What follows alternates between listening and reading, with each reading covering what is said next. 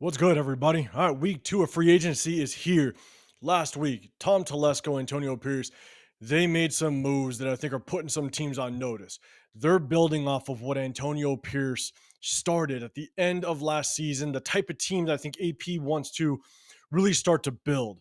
And I think we proved that that's the direction that we want to go in based on the moves that we did last week. And so I want to recap those. We made some moves over the weekend. I want to dive into detail on those moves and get you guys' reactions on those. So get ready in the comment section. But before I do, if you guys can, please like this video, subscribe, turn on those notifications. I'm doing my third giveaway since starting this channel. I want to hit 2,500 subscribers. So if you want to be a part of that, hit that subscribe button. It's my way of saying thank you and just showing my appreciation for all the support you guys have given me up to this point. So let's recap what we did last week. We brought in Amir Abdullah, a really good third down back option, creates good depth in that running back room and a veteran presence. So I like that. Andre James, I think that was a huge move. I really like that move because it fully solidifies the left side of our line, right? You got Colton Miller at left tackle. You got Dylan Parham at left guard, and then you have Andre James solidifying the middle. Now we do have to address the right guard and right tackle situation. I'm going to get in more details on that on what I think the Raiders should do in these next week or two in free agency. So we'll dive into that in just a second. But then the big splash for the Raiders was Christian Wilkins. I mean, this is the move that put the teams on notice, right? What we're building on that front line is going to put some fear into other quarterbacks in the NFL. So I love that move.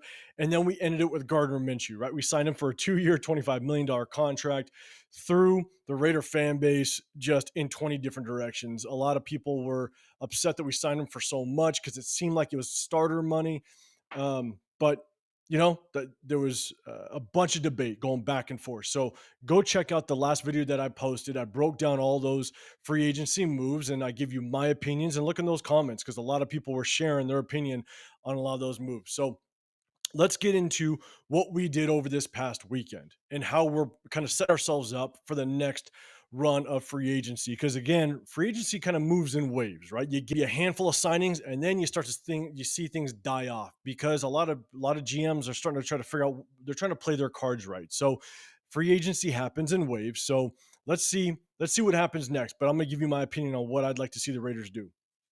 So let's start out with Harrison Bryant. We signed him. I believe it happened last Thursday or Friday. He was the tight end out of the Cleveland Browns. We signed him to a 1 year, $3.25 million contract. He's 6'5, 230 pounds. I did a little bit of research on him. He played at Florida Atlantic. In his last year in college football, he won the John Mackey Award for the most outstanding tight end in college football. So I think that's a maybe low risk, possibly high reward situation going on. If you look at his game film, you know, the one good thing is he's reliable.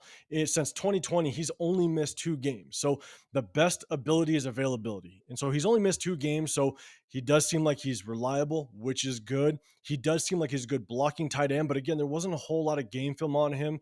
I don't think he's going to be that tight end that's going to get a lot of separation from defenders. But what I did see is where he thrived was when you see defenses kind of drop back into zone coverage. He does a really good job of finding those open areas in the zone. He understands how to position himself. He's a big body, man. He's 6'5, 230 pounds.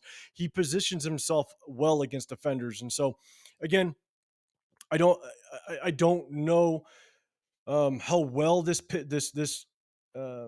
free agent pick is going to pan out in the long run, but we do need tight ends, so we brought him in. Now that adds to our tight end room. We have Cole Fotheringham. We also have Zach Gentry sitting in there, and obviously we have Michael Mayer. So it's just another body in there, and we'll see how it does. Again, he won the John Mackey Award his last year in college football. So if Luke Getsy can get the best out of him, then we can see a high reward situation possibly. So grade the pick 1 to 10, 1 being the absolute worst, 10 being the absolute best.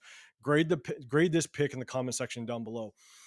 I'm going to give this grade a 6, right? I think it's just a middle of the road type of pick. Again, low risk, high reward, but because of his size, because he's a good blocking tight end and Luke Getsy likes to run the ball, I think he could definitely add some value. So I'm going to grade this one a 6 in my book.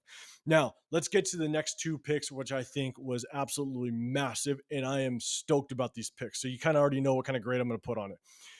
We brought in Adam Butler. We signed him to a 1 year contract. Again, the numbers aren't fully out, but we know it's a 1 year contract. He's 6'5", 300 pounds. He ended the season with 5 sacks. But the thing is, maybe you look at those 5 sacks, and that number may not be a lot, but you got to remember, if you look at what the amount of plays that he actually was involved in, he only played 50% of the snaps last year. He was more of a rotational piece. He was a little bit better pass rusher than a run stopper, but at the end of the day, he had 5 sacks playing 50% of the time. And he was a great rotational player. And I think he's going to add to that this year. And it's one more year in this system under Patrick Graham. So I think there's a really good chance he's going to continue to thrive. And so I actually really like this pick. We're keeping the chemistry with this defensive line. As of right now, this entire defensive unit is starting to, or is going to continue to stay together. And this chemistry is going to be dangerous for quarterbacks that we face in the 2024 season. And so let me know in the comments down below, grade this pick 1 to 10. I'm going to give you my pick, and I grade this a 9. I love this pick. Bringing him back again because he was a great rotational guy. He only played 50% of the snaps, and he still had 5 sacks, and he was getting after the quarterback every single game. And so let's keep this chemistry going, and I think he's going to be motivated to try to get that next big contract after this following year. So I graded it a 9. The next free agent pickup that we did is we re-signed John Jenkins. And in previous videos and in comments that where I responded to you guys, putting comments down below, the one guy that I wanted to re-sign was John Jenkins, because John Jenkins was an absolute beast in the middle. He proved that he can continue to play ball. Yes, he's 34 years old, but he's a big boy. He's 6'3", 330 pounds. Now, one thing to keep in mind, Tyree Wilson really started to thrive in that interior defensive line position. He obviously started out at edge, didn't do very well. Malcolm Kuntz came in and showed his worth.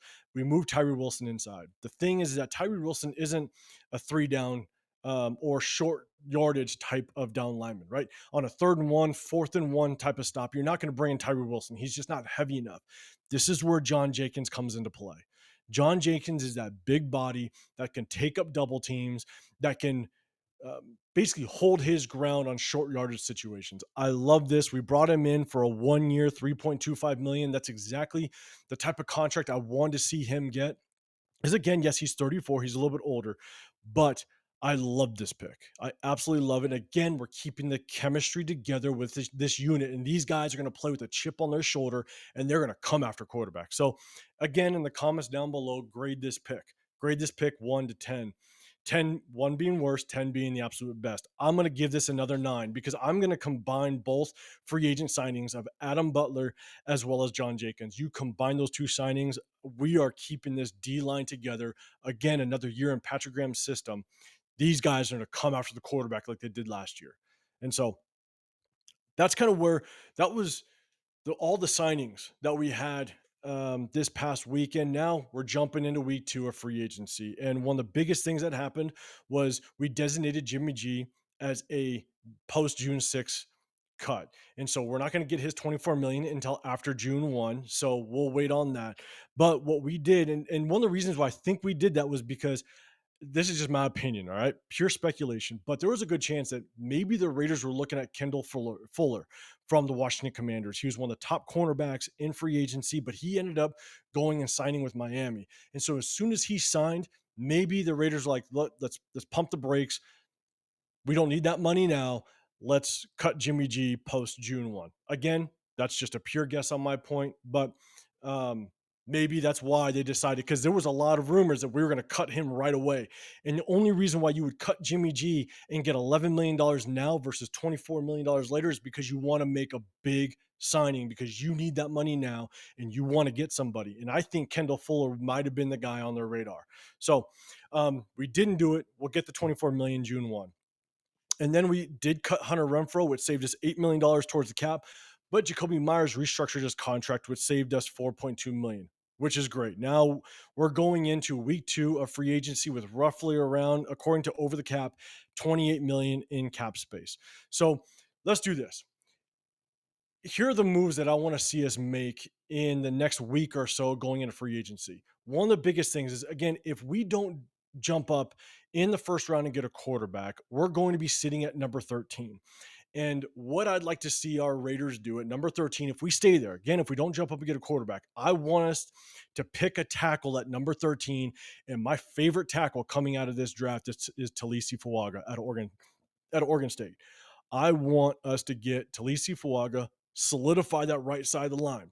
Now, if we do that, I want to make sure that we pick up a guard free agency, a good guard, somebody that has veteran experience that can sit next to Talisi Fuaga and really teach him the game as he comes into the NFL. Because that's the worst thing you want. You do not want two rookies sitting side by side. Because as of right now, we need a right guard and we need a right tackle. Yes, we have Thayer Mumford. We have a couple guys that possibly have a chance at starting. But if we target the one of the best right tackles in the NFL draft, we pick him up. I'd love to see us pair him with a veteran guard. Some of the guys to keep your eye on, at least I want to keep my eye on them, is Kevin Zeitler. Kevin Zeitler, 34 years old. He's an 11-year vet, was an alternate to the Pro Bowl last year, and he played for the Baltimore Ravens. Baltimore Ravens are always known for their run game. He was an outstanding guard for them. I would love to see us bring him in. Again, a little bit older, but he's a veteran and still played at a very high level. So Kevin Zeitler, one guy I want us to look out for. And then Greg Van Roten. He was our right guard last year, played extremely well for us. He's an 8-year vet. We could possibly bring him for at um, a really good contract, maybe like a 1 year, maybe $3 million contract, something that's not too expensive. But bring him in. He played solid for us last year, and he could really sit next to Talisi Fuaga and really help him, or any rookie right tackle that we bring in. And then lastly, he's a guy that I actually talked about in one of my previous videos when Luke Getsy was brought in. And it's Lucas Patrick. He's a 6-year vet. He played the last 2 years, I believe it was the last 2 years, he played in Chicago under Luke Getsy's system. And in my opinion, I think he was one of the best offensive linemen on that Chicago's offensive line. Now, Chicago did not have an offensive line as a whole, all right. But when I broke down their film, when I watched their offensive unit perform last year, he looked like the best one. And there was a couple game films that I specifically looked at. One was against the Chiefs. I wanted to see how he did against Chris Jones, because he's going to see him twice next year if we do bring him on. And he handled Chris Jones pretty well. And so, in my opinion, I think he was the best offensive lineman on that Chicago team last year. And Lucas Patrick also played with Green Bay prior to the Chicago Bears, and Luke Getsy was with Green Bay as a receivers coach and quarterback coach the years he was there. So Lucas Patrick has a lot of experience under Luke Getsy, and in the last 2 years under Luke Getsy's system as an offensive coordinator. And so not only does he bring that experience, but he also brings the knowledge of Luke Getsy's system. He can help share that knowledge amongst the entire offensive line, and you have almost a second coach in that lineman room and on that offensive line. So guys, those are the two guys, or the three linemen, the right guards that I really like to see us focus on in the next week and a half. Because again, if we don't jump up and get a quarterback, I'd like us to stick at 13 and possibly pick up a right tackle, solidify this offensive line. In my opinion, I'd love to see us get Talisi Fuaga, but I'd love to pair him with a veteran right guard to help him out as he enters into the NFL. So, guys, let me know your thoughts down below. Let me know who you want to see us possibly target in the next couple of weeks in free agency before we hit the draft. All right, so hit that like button, subscribe, turn those notifications. I appreciate you guys sticking with me, and I'll see you guys in the next video. I'm out.